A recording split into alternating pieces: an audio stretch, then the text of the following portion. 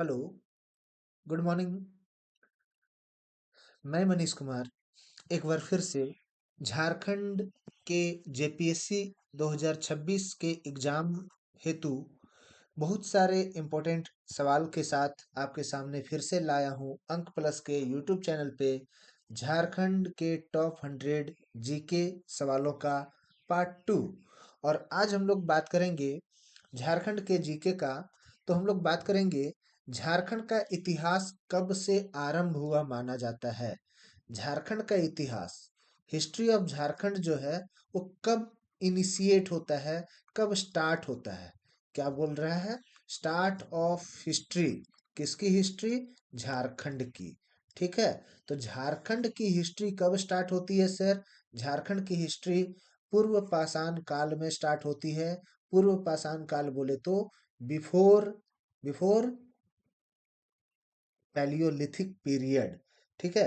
पूर्व पाषाण काल यानी कि पैलियोलिथिक पीरियड। नव पाषाण काल बोले तो नियोलिथिक पीरियड। वैदिक काल बोले तो वैदिक पीरियड। और उत्तर वैदिक काल बोले तो आफ्टर वैदिक या पोस्ट वैदिक, आफ्टर वैदिक या पोस्ट वैदिक पीरियड। ठीक है। तो यहाँ पे हम लोग पूर्व पाषाण काल यानी कि पैलियोलिथिक पीरियड की बात करेंगे। पैलियोलिथिक पीरियड की बात करेंगे। पैलियोलिथिक पीरियड से झारखंड का इतिहास आरंभ होता हुआ माना जाता है। अगला सवाल हम लोग देखते हैं, झारखंड के संबंध में निम्नलिखित में से कौन सा कथन असत्य है। मतलब ये झारखंड के बारे में पूछ रहा है कि फॉल्स स्टेटमेंट कौन सा है। तो फॉल्स स्टेटमेंट पूछ रहा है, प्रागैतिहासिक काल में छोटा नागपुर घनघोर वनों से आच्छादित था। बिल्कुल, प्रागैतिहासिक काल में छोटा नागपुर जो है पूरा घनघोर वन से घिरा हुआ था। अनंत काल तक यह क्षेत्र बाह्य जगत से पूरी तरह कटा रहा। बिल्कुल, एक्चुअली क्या है, बाहरी जो दुनिया थी, अर्थ में जितने भी बाहरी दुनिया थे, उनमें से ये पूरा झारखंड जो है वो बहुत लंबे समय तक कटा रहा। कारण ये है कि यहाँ पे पूरी तरह से जंगल था और लोगों को लगता था कि ये झाड़ जंगल वाले प्रदेश में क्या ही हमें मिलेगा, इसलिए झाड़ जंगल वाले प्रदेश में कोई जाना नहीं चाहते थे। तो ये पूरी तरह से कटा रहा। क्या ये ऐसा था? नहीं, ऐसा नहीं था। क्यों नहीं था? ऐसा इसलिए नहीं था क्योंकि आप देखिए, जब प्रागैतिहासिक काल में छोटा नागपुर घनघोर वन से घिरा हुआ था, इसका मतलब प्रागैतिहासिक काल में इसका कोई जिक्र तो हुआ ही होगा। और जब जिक्र हुआ है इसका मतलब लोग इसे जान तो रहे हैं। और जब इसे जान रहे हैं तो फिर ये पूरी तरह से कटा कहाँ रहा? कटा रहा, बट पूरी तरह से क्या कटा रहा? नहीं। तो ऑप्शन नंबर बी के साथ हम लोग चलेंगे। यहाँ के वनों तथा पठारों ने भारत के आदिम समुदायों को शरण दी। बिल्कुल, यहाँ पे शेड्यूल्ड ट्राइब मैक्सिमम लोग रहते हैं। मैक्सिमम ये शेड्यूल्ड ट्राइब का ही एरिया है। ऐतिहासिक काल में यहाँ नागवंश, सिंह, रक्सेल तथा चेराओं के स्वतंत्र राज्य रहे हैं। बिल्कुल, ये भी अपने आप में सही है। तो 52 का फॉल्स स्टेटमेंट कौन सा है? Option number B. अगला सवाल हम लोग देखते हैं, सिंधु घाटी में कांस्य कालीन यानी कि कांस्य बोले तो कॉपर या ब्रॉन्ज, कौन सा? कांस्य बोले तो बताइए। ब्रॉन्ज। ठीक है। और कॉपर को क्या बोलते हैं? तांबा।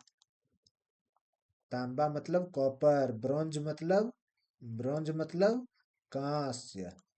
ठीक है।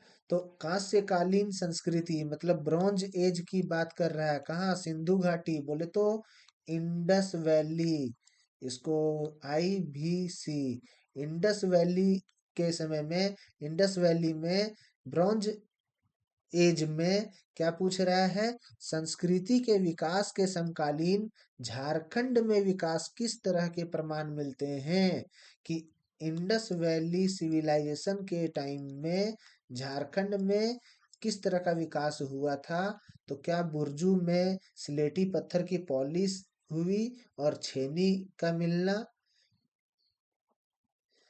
दरगामा गांव में तांबे की 5 स्लेट का मिलना, या टोरी नदी के तट पर मुख्यतः 4 चाकुओं का मिलना। सभी सभी यहाँ पे झारखंड में आपको मिलता है। और ये सभी बताता है इंडस वैली सिविलाइजेशन में ब्रॉन्ज एज के टाइम में ये सभी वस्तुएं झारखंड में मिली हैं। प्रसिद्ध इतिहासकार बुकानन के अनुसार निम्नलिखित में से किस स्थान से लेकर वीरभूम तक का समस्त पठारी क्षेत्र झारखंड कहलाता था? कहाँ से कहाँ तक का कहलाता था? एक एरिया से लेके दूसरा एरिया, इस पॉइंट को क्या नाम देना है? और इस पॉइंट को नाम दिया गया है वीरभूम। क्या नाम दिया गया है? वीरभूम। ठीक है। तो अब आपको ये बताना है कि ये जो एरिया है इसका इनिशिएशन पॉइंट कहाँ था? इनिशिएशन पॉइंट बनारस था। ये बनारस से लेकर के वीरभूम तक का जो एरिया है, इस पूरे एरिया को झारखंड नाम दिया गया था बुकानन के द्वारा। हिस्टोरियन कौन थे? बुकानन थे। ये पुंडू के नाम से किस ग्रंथ में झारखंड को उल्लेख किया गया है? झारखंड को बहुत सारे अलग अलग नाम से हम लोग जानते हैं। उनमें से पुंडू, ये पुंडू नाम किस ग्रंथ में लिया गया है? तो ये ऐत्रेय ब्राह्मण का नाम है। कौन सा? AITREY, ऐत्रेय ब्राह्मण। ऐत्रेय ब्राह्मण में इन्होंने बोला है, झारखंड को पुंडू नाम से संबोधित किया है। बिहार के भी कुछ स्पेशल पॉइंट मैंने आपको डिस्कशन किए हुए हैं। आप बिहार जीएस के लिए भी हमारा यूट्यूब में नीचे डिस्क्रिप्शन बॉक्स में इसका प्लेलिस्ट मिलेगा, आप वहां देख सकते हैं। यदि आप यूपीएससी के कैंडिडेट हैं तो यूपीएससी का प्लेलिस्ट भी नीचे आपको मिल जाएगा डिस्क्रिप्शन बॉक्स में। मैंने लॉजिकल रीजनिंग को भी अलग से समझाया हुआ है, आप यहाँ से लॉजिकल रीजनिंग भी देख सकते हैं। चंद्रगुप्त मौर्य काल जो था, चंद्रगुप्त मौर्य के काल के शिलालेख संख्या 13, कौन सा? शिलालेख संख्या 13, इंस्क्रिप्शन 13 में झारखंड क्षेत्र का उल्लेख किस नाम से किया गया है? तो ये आठवीं के नाम से किया गया है। क्या नाम दिया गया था? आठवीं। आठवीं के नाम से झारखंड को चंद्रगुप्त मौर्य के काल में शिलालेख संख्या 13 में बताया गया है। कौन से सूतिया पाहन के द्वारा, निम्नलिखित में कौन सूतिया पाहन द्वारा स्थापित सूतिया नाग खंड के 7 गढ़ों का हिस्सा नहीं है? 7 गढ़ों का हिस्सा कौन नहीं है सर? तो ऑप्शन लोहागढ़, पालूनगढ़, हजारीबाग ये हैं। 7 गढ़ में लोहागढ़, पालूनगढ़, हजारीबाग हैं। मानगढ़ और सिंहगढ़ भी हैं। 1 2 3 4 5 हो गया। सूरजगढ़ और केसलगढ़ भी हैं। धनगढ़ नहीं है, देवगढ़ नहीं है। मानभूम के नाम से हम लोग धनबाद को जानते थे, धनगढ़ कुछ नहीं है। धनबाद का पुराना नाम मानभूम था। झारखंड के नाग वंश के संबंध में कौन सा कथन असत्य है? झारखंड के नाग वंश के संबंध में क्या बोल रहा है? नाग वंश के संबंध में कौन सा इनकरेक्ट है? क्या पूछ रहा है? इनकरेक्ट पूछ रहा है आपसे, तो इनकरेक्ट बताइए। नागवंश छोटा नागपुर में विशेष प्रभाव नहीं रखता था, बिल्कुल नहीं रखता था, यही तो गलत है। ऐसा नहीं है, नागवंश बिल्कुल रखता था, ये नहीं नहीं होगा। ठीक है। खुखरा नागवंशियों की राजधानी थी। नागवंश की स्थापना 10वीं सदी में थी।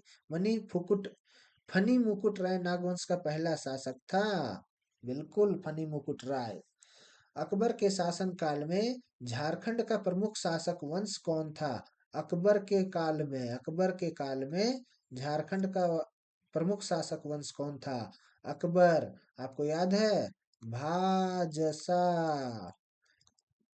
बाबर, हुमायूं, अकबर, जहांगीर, शाहजहां और औरंगजेब। तो ये अकबर किसकी बात कर रहा है? हुमायूं का बेटा और जहांगीर का बाबूजी। तो अकबर के टाइम में क्या था? ताजमहल नहीं बना था। क्यों? क्योंकि ताजमहल कौन बनाया था? शाहजहां बनाए थे। किसके लिए?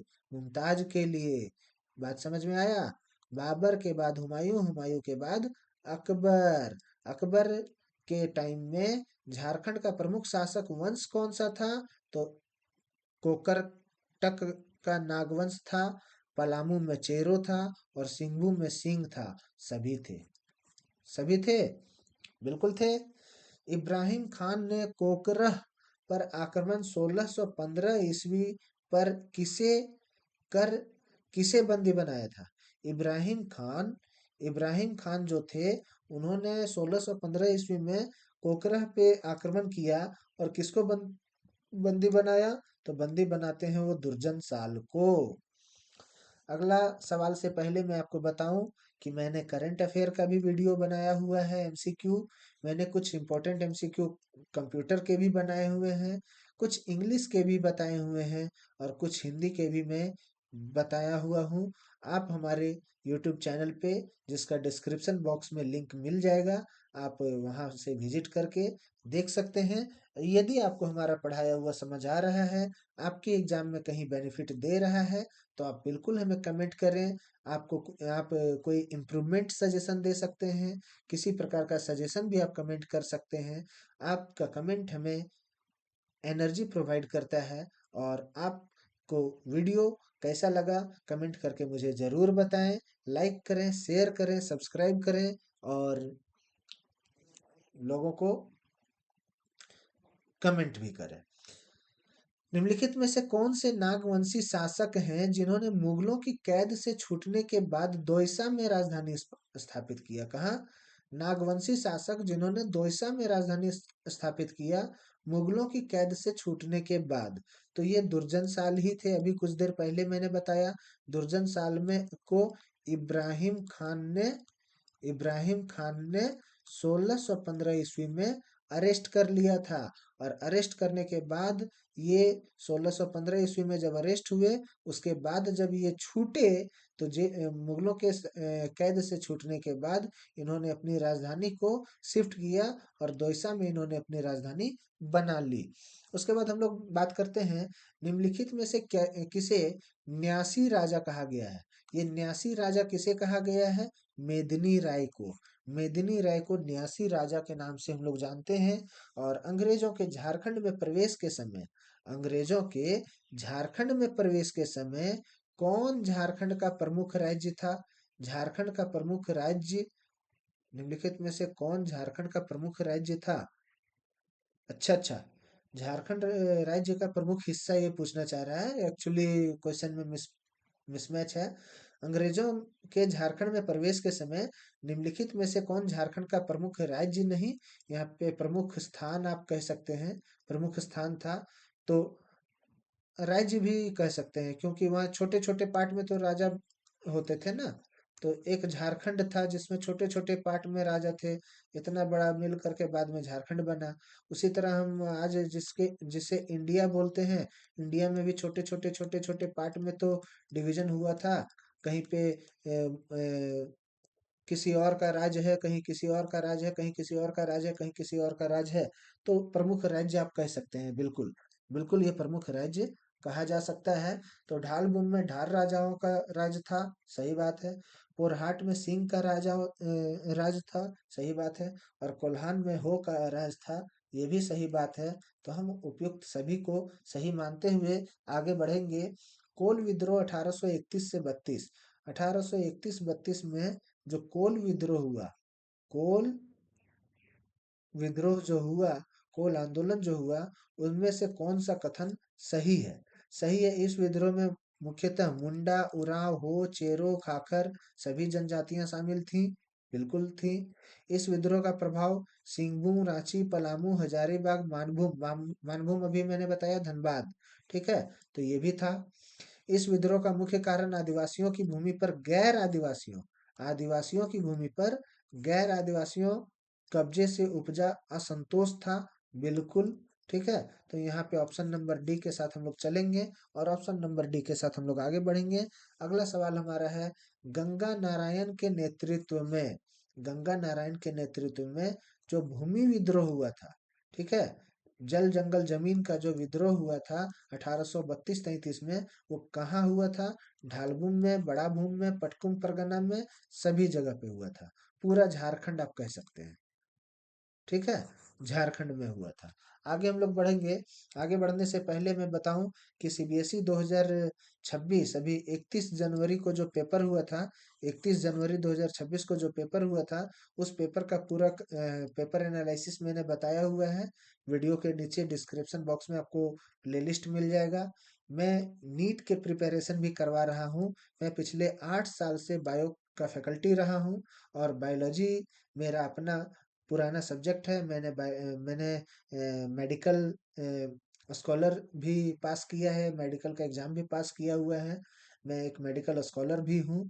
तो आप अपने दोस्तों को, अपने छोटे भाइयों को, छोटे बहनों को, जो भी बायोलॉजी यानी कि नीट 2026 का प्रिपरेशन कर रहे हैं, उन्हें सजेस्ट कर सकते हैं मेरा ये एमके बायो यूट्यूब चैनल, जिसपे मैं कंप्लीट बायोलॉजी की तैयारी करवा रहा हूँ। और मेडिकल के एग्जाम में 360 में से 360 लाने में मैं कंप्लीट मदद करने की कोशिश कर रहा हूँ। आप उन्हें सजेस्ट कर सकते हैं। आपको ऐसे एग्जाम की तैयारी कर रहे हैं जिनमें स्कूल एजुकेशन का भी कंटेंट पूछा जा रहा है, तो आप देख सकते हैं नीचे डिस्क्रिप्शन बॉक्स में सारे प्लेलिस्ट आपको लगे हुए मिल जाएंगे। 1895 से लेकर के 1901 में होने वाले जो मुंडा विद्रोह था, जो मुंडा रिवॉल्ट था, क्या था? मुंडा रिवॉल्ट जो हुआ था 1895 से लेकर के 1901 में जो मुंडा रिवॉल्ट हुआ था, उनमें से कौन सा ये इनकरेक्ट पूछ रहा है। बिरसा मुंडा के नेतृत्व में होने वाले इस विद्रोह को उलगुलान विद्रोह भी कहा जाता है। सही बात है। दिकुओं तथा जमींदारों द्वारा शोषण एवं उत्पीड़न इस विद्रोह का मुख्य कारण था। सही बात है। जनजातीय विद्रोह में यह सबसे सफल विद्रोह रहा। ऐसा कोई तर्क आपको कहीं देखने को नहीं मिलेगा। यह सबसे कठिन, सबसे संगठित एवं विस्तृत विद्रोह था। बिल्कुल। तो ऑप्शन नंबर सी के साथ हम लोग आगे बढ़ेंगे। अगला सवाल हमारा है, झारखंड में हो विद्रोह, हो रिवॉल्ट, झारखंड में हो रिवॉल्ट जो हुआ था, ये किस स्थान पर हुआ है? क्या ये सिंहभूम में हुआ, हजारीबाग में, पलामू में या दुमका में? नहीं नहीं नहीं, ये सिंहभूम में हुआ। ऑप्शन नंबर ए के साथ हम लोग आगे बढ़ेंगे। निम्नलिखित में से कौन सा कथन इनकरेक्ट है? स्टेटमेंट इनकरेक्ट को आपको पता लगाना है। तो स्टेटमेंट इनकरेक्ट क्या है? तमाड़ विद्रोह छोटा नागपुर में उरांव जनजाति द्वारा जमींदारों के शोषण के खिलाफ किया गया। बिल्कुल किया गया। चेर विद्रोह 1800 पलामू के चेर राजाओं के खिलाफ भूषण सिंह एवं भूखन सिंह के नेतृत्व में हुआ। बिल्कुल हुआ। सरदारी आंदोलन 1860 छोटा नागपुर में मुंडा एवं हो जनजातियों द्वारा जमींदारों एवं दीकुओं के शोषण के खिलाफ हुआ। बिल्कुल हुआ। खादर आंदोलन पलामू में हो जनजाति द्वारा किया गया। बिल्कुल नहीं। ठीक है। ऑप्शन नंबर डी के साथ हम लोग आगे बढ़ेंगे। अगला सवाल है, निम्नलिखित में से कौन सा कथन इनकरेक्ट है? आप देखिए, मैक्सिमम आपको इनकरेक्ट ही पूछा जा रहा है। तो आप जब एग्जाम देने जाएंगे उस समय आप इस चीज को ध्यान में रखिएगा कि क्वेश्चन आपसे इनकरेक्ट पूछ रहा है या करेक्ट पूछ रहा है। सविनय अवज्ञा आंदोलन, सिविल डिसोबीडियंस मूवमेंट, सीडीएम के दौरान झारखंड 26 जनवरी 1930 को पूर्ण स्वाधीनता दिवस मनाया गया। बिल्कुल बिल्कुल बिल्कुल बिल्कुल। 26 जनवरी 1930 को लाहौर के सेशन में, लाहौर के सेशन में, लाहौर सेशन 1929-30 जो था, उसमें पंडित पंडित जवाहरलाल नेहरू जी जो हैं, वो रावी नदी के किनारे पूर्ण स्वाधीनता दिवस मनाए हैं।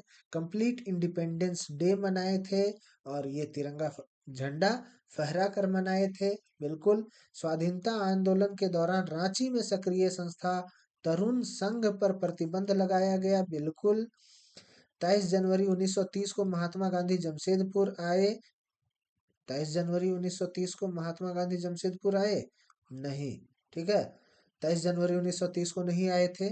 13 अप्रैल 1930 को 200 लोगों ने झारखंड के 50 स्थानों पर नमक बनाकर नमक कानून तोड़ा। बिल्कुल।